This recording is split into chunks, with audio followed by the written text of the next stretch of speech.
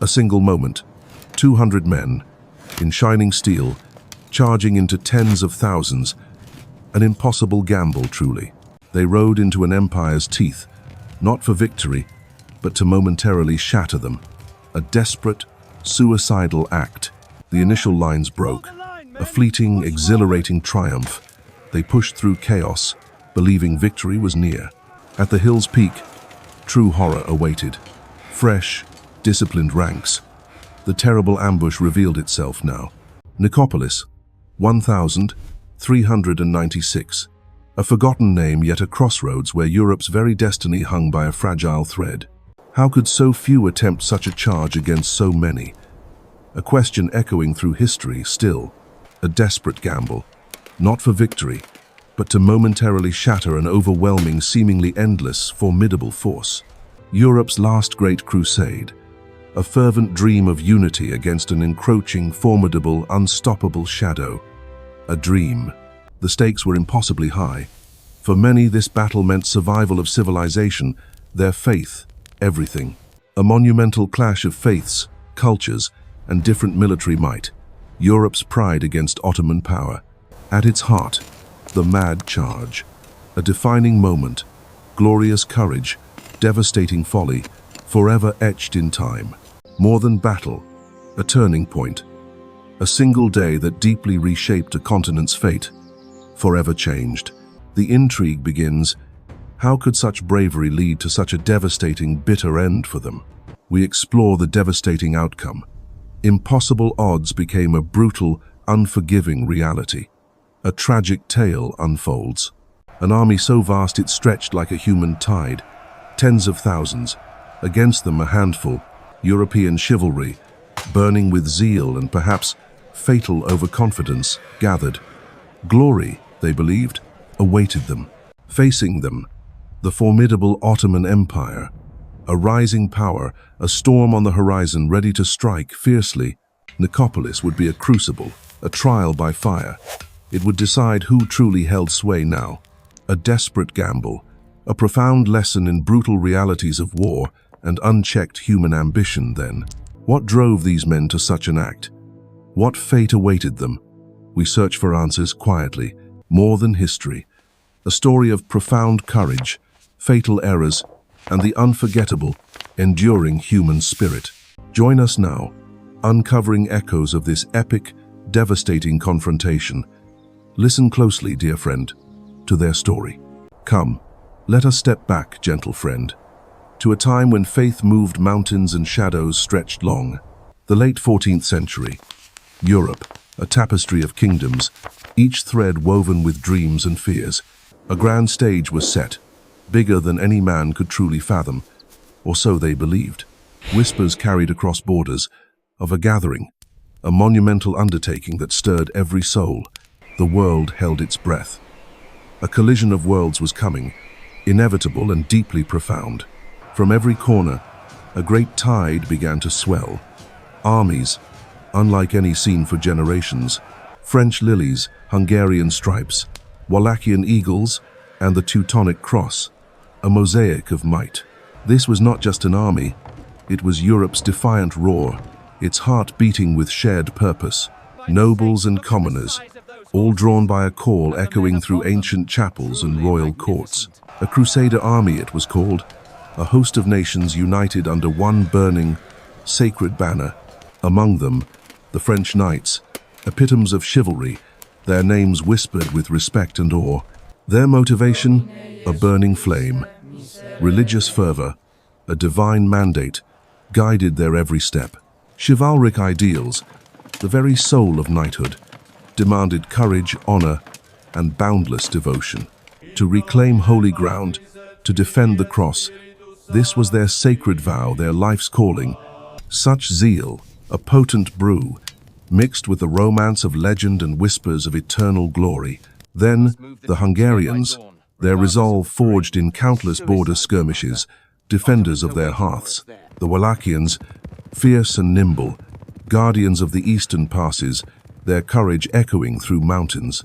And the Teutonic knights, stern and disciplined, a brotherhood devoted to faith and unyielding martial might. Each nation, each warrior, brought their own fire, their own strength to this grand endeavor. They were united by a common foe, yes, but also by a profound shared vision of victory. A palpable confidence bloomed within their ranks, a certainty of triumph that bordered on arrogance. They believed God was on their side, that sheer will and numbers would simply sweep all before them. Victory seemed assured, a mere formality. The scale of their host felt invincible, untouchable, inevitable. But as they marched, one name emerged, a linchpin, a besieged Christian stronghold, Nicopolis. Perched on the Danube, its walls echoed with desperate pleas, a beacon of hope, a symbol. To relieve Nicopolis was paramount. Its fall would mean a deeper shadow across all of Christendom. Amidst the fervor, one man stood with a more grounded vision, King Sigismund of Hungary. He carried the burden of command, trying to temper the fiery zeal with hard-won tactical realism. He knew the Ottoman threat was formidable, not merely a foe to be swept aside by sheer will. His warnings, often unheard, foreshadowed a clash where courage alone might not be enough. Across eastern plains, a new power stirred, casting its long, inevitable shadow over all lands. The old world held its breath, sensing a deep shift, a storm gathering on their horizon. This was not just another kingdom, it was an empire, ready to challenge all old foundations.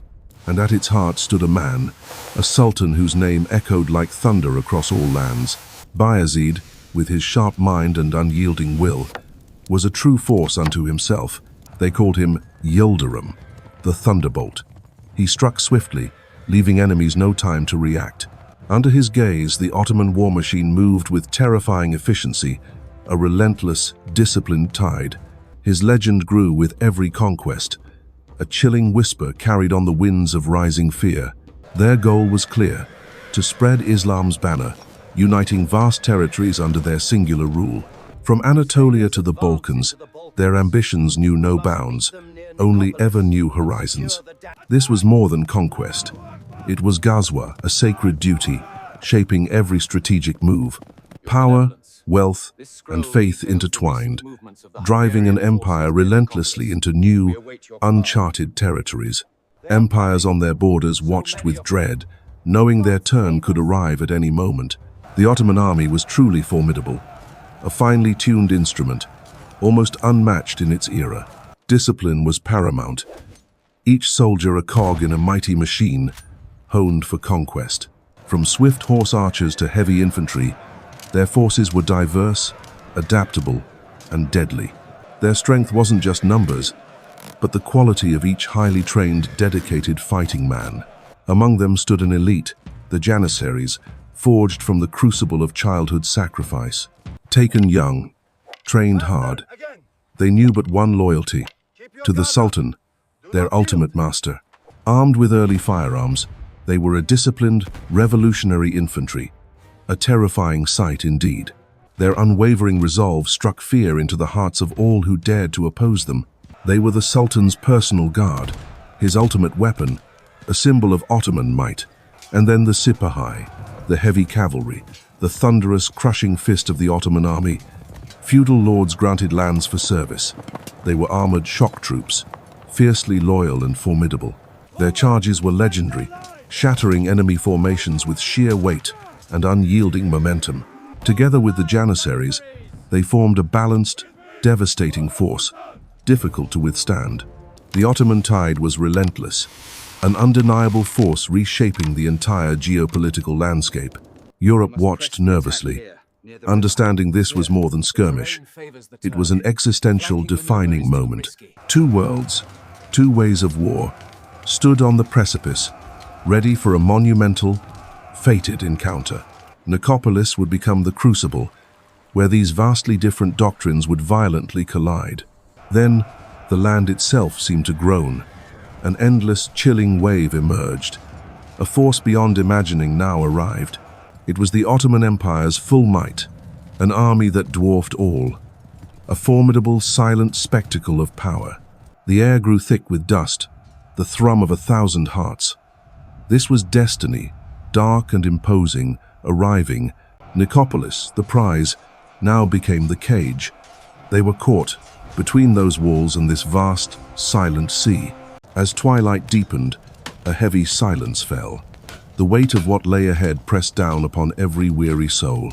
The senior commanders gathered now, their faces etched with the stark reality. Decisions must be made, quickly. King Sigismund, a man of experience, carried the heavy mantle. He knew the true, terrible stakes here. Then arrived the French, with bright armor and unwavering belief. Their spirit, though, was perilously unyielding. The fate of thousands, of an entire crusade, rested on words spoken here, under this dim, flickering light. A hush descended, thick with unspoken fears and conflicting visions. The air crackled with profound, grave tension. Sigismund spoke first, his words measured, born of hard-won experience. He knew these formidable foes well. He proposed caution, a coordinated defense, utilizing their strengths. Numbers, he stressed, meant everything against them. We must fight as one, he urged, his voice resonating with deep concern. Our unity is our only hope. But across the table, other hearts stirred with different ideas. They sought not caution, but glorious confrontation. Lord de Coucy, a man of renown, rose. His words carried the heavy weight of French pride and chivalry. They, the French knights, demanded the vanguard, the glory of the first charge. It was their sacred right. For them, chivalry was not merely a word. It was a way of life, a sacred vow to be upheld. The desire for glory, for immortal fame, burned brightly. They dreamt of deeds that would echo through ages. Sigismund's cautious words, his warnings, seemed to fall on ears deafened by the clang of shining honor. A subtle tremor of concern crossed Sigismund's brow. He knew the terrible, irreversible path they were choosing. Here lay the heart of their tragedy, strategy versus a relentless, unyielding, and proud sense of honor. Hubris, a silent predator, began to creep into their very souls, whispering tales of easy, swift victory. They underestimated the disciplined ferocity of the Ottomans, a force honed by years of relentless, brutal warfare. Sigismund tried to reason, to explain the true dangers. His wisdom, however, was tragically, completely unheeded. Their resolve hardened, a wall against logic. They believed their courage alone would surely suffice, as always. And so, a fateful decision was made, charting an irreversible course toward a terrible, bloody dawn. The seeds of the mad charge were sown, watered by pride, destined to bloom in tragic scarlet. Sigismund watched, a deep sorrow settling in his heart. He knew the terrible, heartbreaking cost of folly. As the council dispersed, the setting sun cast long, ominous shadows. The die, it seemed, was irrevocably cast. An uneasy quiet settled over the camp. Tomorrow's battle loomed, filled with both fragile hope and profound dread. A young knight, dreaming of glory, meticulously sharpened his blade. He saw only triumph awaiting him. A veteran Hungarian soldier, however, knew the true weight of battle. His preparations were somber, heavy with experience. Two worlds, two mindsets, on the eve of a battle that would forever etch itself into history's painful pages. The moon, a silent witness, cast its pale light upon the field where so many would soon tragically fall. Ah, hubris, that ancient flaw. It promises victory, but often delivers only the bitter taste of painful defeat. Sigismund, burdened by foresight, wrestled with the decisions of others. A heavy loneliness gripped his noble heart. The path, once chosen, became an irresistible current. They were swept along toward an uncertain, tragic fate. This was more than a battle. It was a clash of fundamental beliefs, strategy against unyielding, stubborn pride. Sigismund's wise counsel, like seeds cast on barren ground, failed to take root in their ardent, eager hearts. A chill mist rose with the dawn, shrouding the landscape. It hid what the new day would brutally reveal. The first light touched the camp, stirring men from troubled sleep. The long, anxious wait was finally over. Swords were drawn, prayers were whispered. Each man prepared for a day that would test all courage, all faith. They stood on the precipice, having chosen their path. The charge, the glory, awaited their fiery embrace. With a glint in their eyes, the French gazed toward destiny. The final, irreversible, momentous decision had arrived. The eastern wind carried whispers of an approaching storm, a vast, shadowed presence on the horizon. Hearts grew heavy. Such numbers, stretching further than the eye could truly comprehend, stirred a primal dread deep within their souls. It was not merely an army. It was a teeming world, a formidable host that seemed to consume the earth. Their sheer multitude felt like an insurmountable wave, rising steadily against the Crusaders' fervent, yet limited force. A silent question hung in the air. Could even God's chosen truly prevail against such overwhelming odds now? But Bayezid, the Thunderbolt, was no stranger to the dance of war, and his mind worked with cunning. He knew the prideful nature of these Western knights. Their eagerness for glory would become their undoing. His genius lay not in brute strength alone, but in setting a subtle, deadly snare for the unwary. It was a plan that shunned a direct, head-on clash, favoring instead a deceptive, grinding attrition of spirit. The seemingly tranquil plain would become a stage for deceit, a brutal lesson for those who underestimated wisdom. Under the cloak of night, his soldiers worked tirelessly, transforming the innocent earth into a hidden weapon. They carved unseen furrows, long and subtle, across the very path where the enemy's thunderous charge would soon fall. Then, with patient hands, they cloaked their work, blending earth and brush until the traps vanished from plain sight. Beneath that innocent facade, a gaping maw awaited, ready to swallow the momentum of a reckless, headstrong advance. This was the true artistry of war, a patient weaving of danger into the very fabric of the battleground. An invisible barrier, a cruel jest for those thundering hooves, promising a sudden, violent, bone-jarring halt. And then, the sharpened stakes, driven deep, their vicious points aimed skyward, awaiting the fateful moment. Each a silent sentinel of pain, concealed beneath the soil, designed to pierce flesh and shatter unwavering courage, a brutal surprise for horse and rider alike, hidden from view, a truly insidious welcome to the fray. This ground, once innocent, was now consecrated to agony, each stake a chilling declaration of intent. A cruel welcome indeed, for those who rode with such fervent, yet blind determination towards their perceived glory. The very earth became an accomplice, its peaceful surface concealing the savage betrayal that awaited them. The entire field, once open and inviting, had been meticulously transformed into a horrifying killing ground, a labyrinth of unseen peril crafted with merciless precision to break the Crusaders' formidable thundering charge. Bayezid understood their impatient hearts, their fervent belief in unassailable valor, and used it against them. This was not merely a clash of arms, but a brutal, psychological game, won before the first sword was drawn. A profound lesson in strategy. Battles are often decided in the quiet hours of preparation, not just in fury. At the forefront, the Azaps, irregulars of less certain loyalty, stood, their faces etched with a grim understanding. They were the first wave, destined to absorb the initial, furious impact, the expendable shield for the true army. A human screen meant to falter and break, drawing the enemy deeper into the invisible, waiting embrace of death. Brave, in their own way, yet pawns in a grander, more brutal game. Their lives a calculated sacrifice. Their loyalty was tested in this brutal calculus. Their simple lives offered freely for the Sultan's design. Far behind, concealed completely by the gentle curve of the land, Bayezid's true strength waited patiently. The Janissaries, the elite, stood silent and unyielding, their presence a chilling promise of ultimate retribution.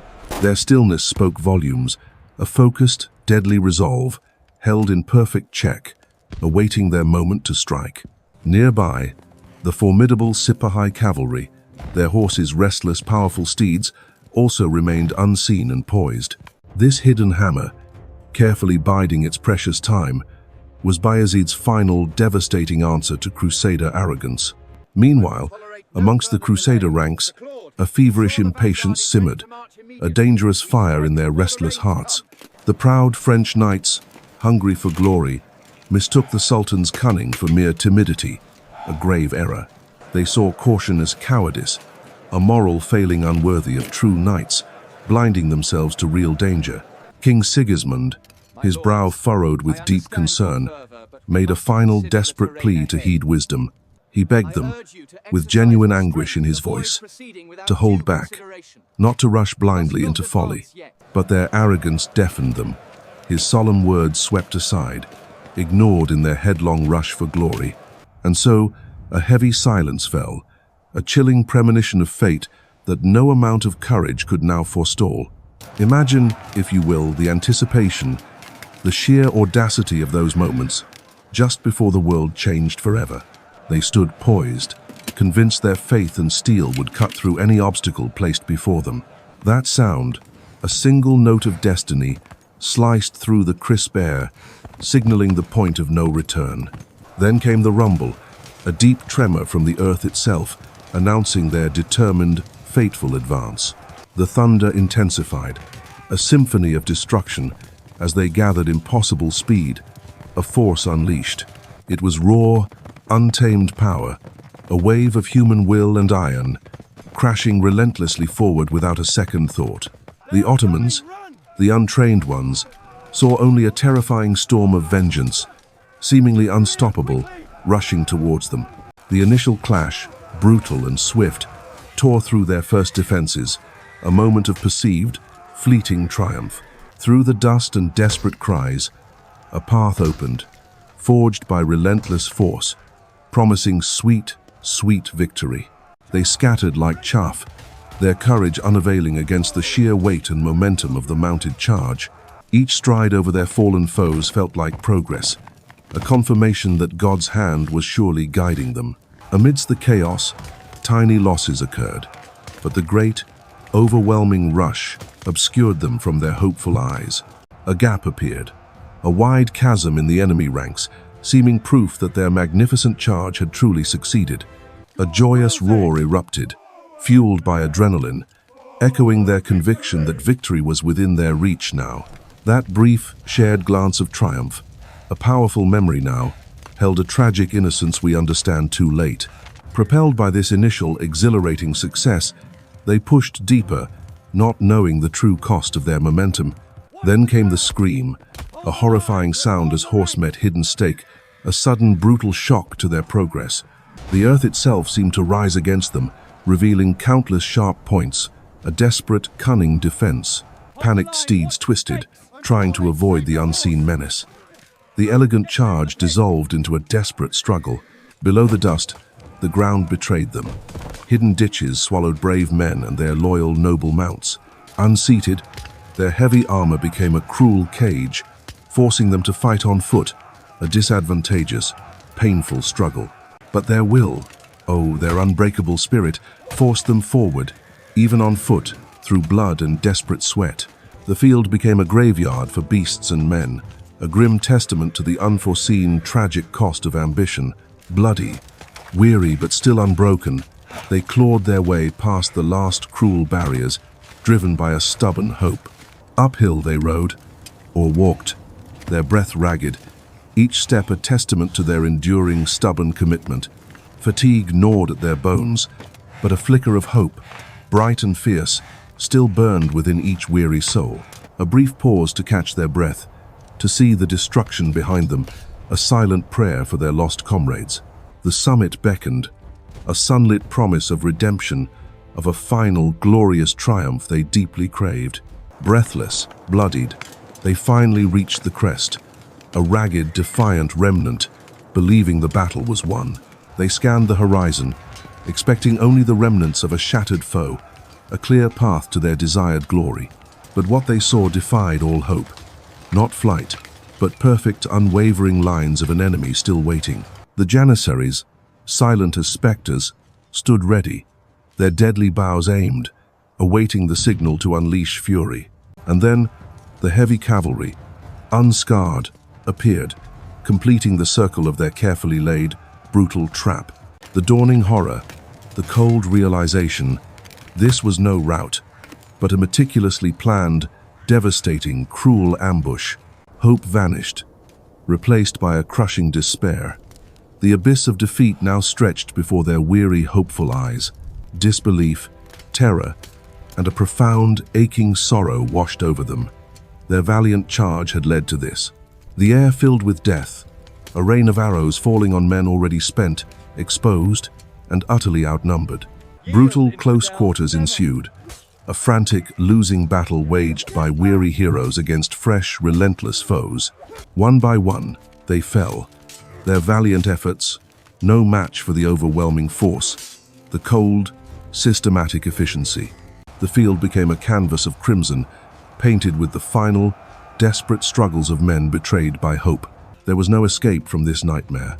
The Ottoman cavalry, swift and merciless, sealed their tragic fate.